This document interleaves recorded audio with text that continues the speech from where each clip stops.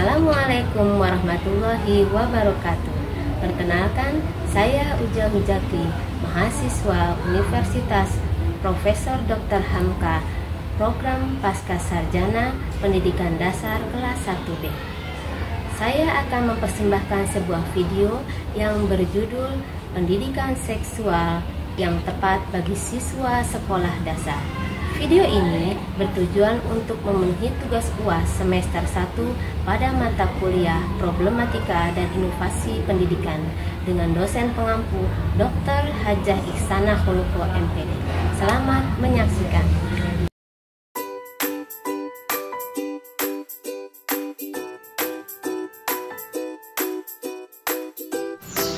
Ayah bunda sekalian, kali ini kita akan membahas tentang tips bagaimana melakukan pendidikan seksual bagi siswa sekolah dasar.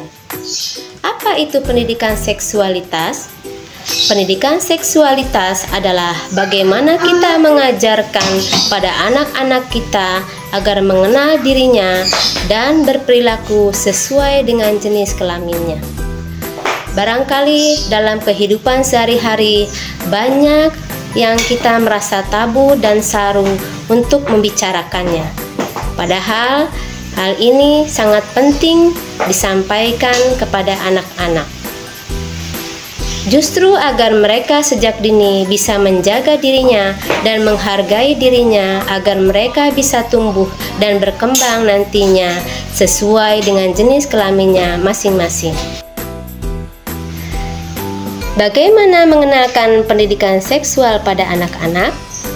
Pertama, yaitu yang harus kita lakukan adalah mengenalkan pada anak-anak bahwa tubuhnya berharga. Kenalkan pada mereka bagian-bagian tubuh anak yang mana yang boleh disentuh, boleh dilihat, dan bagian-bagian tubuh mana yang tidak boleh disentuh dan tidak boleh dilihat oleh orang lain. Anak-anak perlu tahu ada 4 tubuh yang benar-benar harus dijaga. Tidak boleh diperlihatkan pada orang lain dan tidak boleh disentuh, yaitu bagian bibir, bagian dada, bagian depan kemaluan, organ reproduksi, dan bagian belakang. Kenalkan kepada anak-anak dari sejak sedini mungkin dengan permainan-permainan dan lagu-lagu agar mereka juga merasa nyaman dengan dirinya, bukan dengan menakut-nakuti atau membuat mereka cemas. Gunakan bahasa yang sederhana, bahasa sehari-hari, dan bahasa yang mudah dipahami bagi anak-anak. Ajarkan bagaimana mereka dapat menjaga dirinya dan meyakini bahwa tubuhnya berharga. Tips yang kedua, Bunda dapat mengenalkan konsep jenis kelamin yang berbeda pada anak-anak. Kenalkan pada anak-anak perbedaan anak laki-laki dengan anak perempuan. Jelaskan bahwa pada anak perempuan ketika sudah jadi besar akan menjadi ibu. Dan anak laki-laki juga sudah menjadi besar akan menjadi ayah. Kenalkan perbedaan-perbedaan dalam berpakaian antara laki-laki dan perempuan. Perbedaan-perbedaan perilaku seperti penggunaan kamar mandi, penggunaan barang-barang, dan sebagainya. Sehingga anak betul-betul menyadari bahwa antara anak laki-laki dan perempuan ada perbedaan, bukan hanya pada saat penampilan tapi juga pada saat hal-hal yang lebih mendasar lagi. Tips yang ketiga, ajarkan kepada anak-anak berperilaku sesuai dengan norma-norma, sesuai dengan jenis kelaminnya. Bagaimana anak mengetahui bahwa ada batasan-batasan dalam berperilaku dalam masyarakat sesuai dengan jenis kelaminnya. Misalnya pada saat berpakaian, tempat-tempat mana mereka yang boleh membuka pakaian dan di tempat mana mereka tidak boleh membuka pakaian atau menjaga dirinya. Batasan-batasan ini penting untuk diajarkan kepada mereka. Anak-anak justru akan mereka bisa menghargai dirinya, mereka bisa belajar bagaimana bertingkah laku sesuai dengan kelaminnya masing-masing. Tips yang keempat, membatasi aktivitas menonton pada anak-anak. Ayah bunda tentu mengetahui bahwa aktivitas menonton televisi memberikan dampak yang tidak baik pada anak-anak. Bukan hanya pada lamanya ditonton oleh anak-anak, tapi juga pada isi tayangannya. Ayah bunda harus tahu, harus bisa memastikan bahwa tayangan yang ditonton oleh anak-anak adalah tayangan yang edukatif.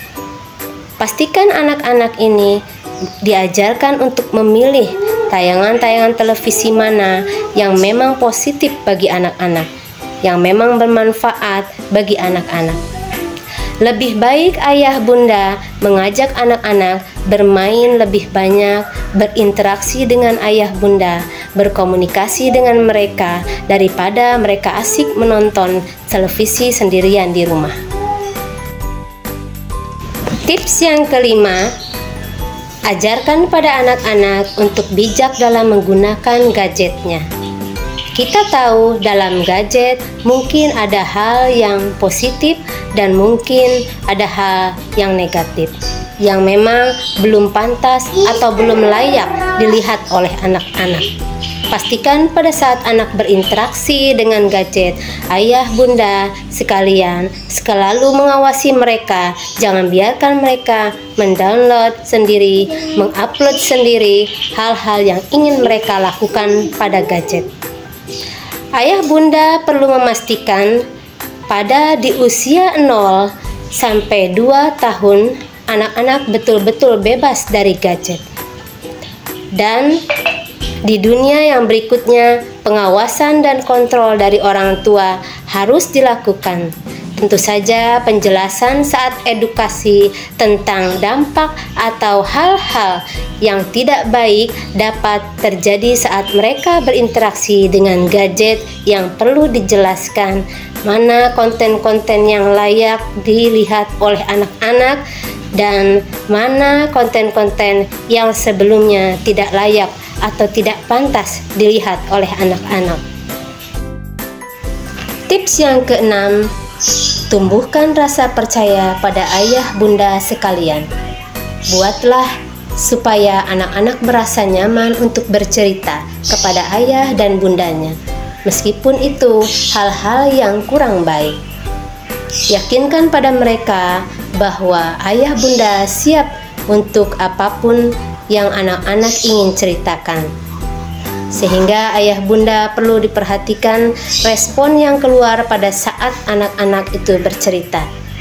Pastikan tidak ada penilaian atau menyalahkan mereka bercerita kepada ayah bundanya. Apapun yang mereka lihat, apapun yang mereka rasa, apapun yang mereka saksikan, sehingga kita bisa mengetahui apa yang mereka rasakan. Tips yang ketujuh, diskusi sederhana.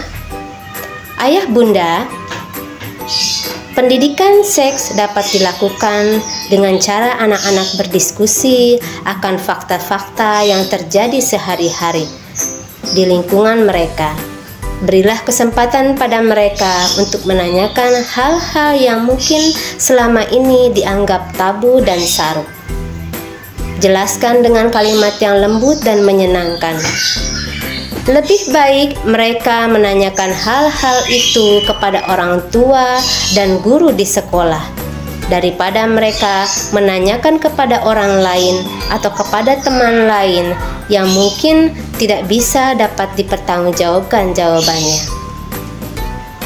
Pastikan orang tua memiliki waktu untuk bersama anak-anak untuk mendiskusikan, tentu saja dengan bahasa yang tidak vulgar dan tidak menakut-nakuti.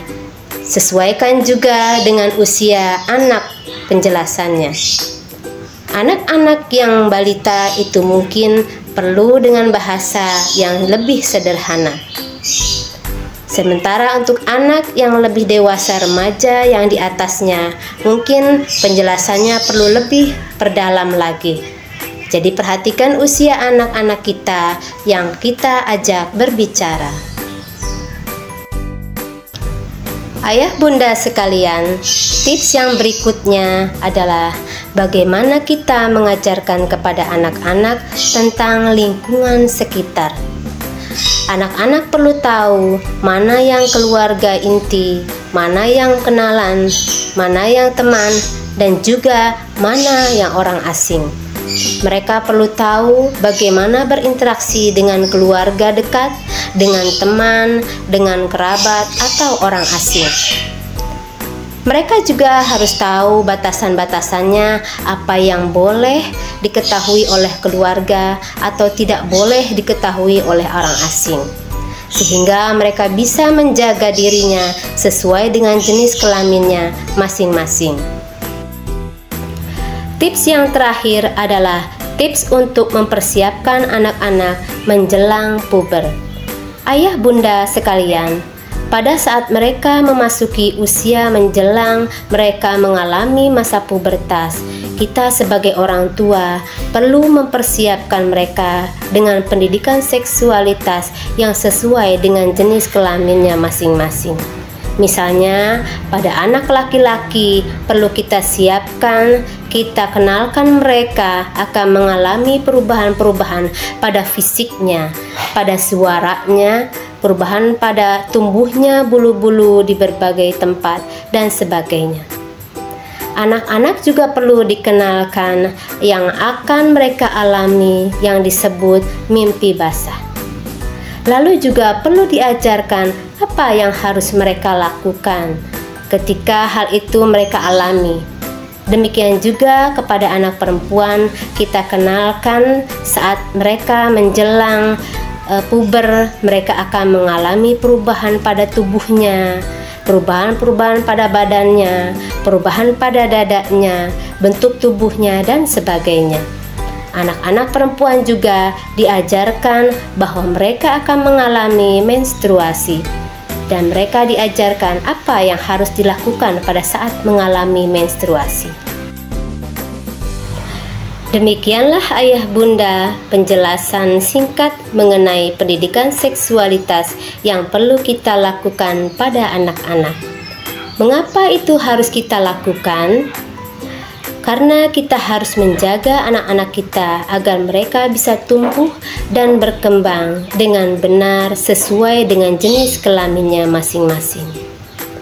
Anak-anak perlu mempunyai harga diri dan punya rasa bangga akan dirinya sesuai dengan jenis kelaminnya masing-masing. Anak-anak ini juga nantinya perlu menjaga diri dari kejahatan seksual dan penyimpangan-penyimpangan seksual yang mungkin mereka temukan di lingkungan sehari-hari.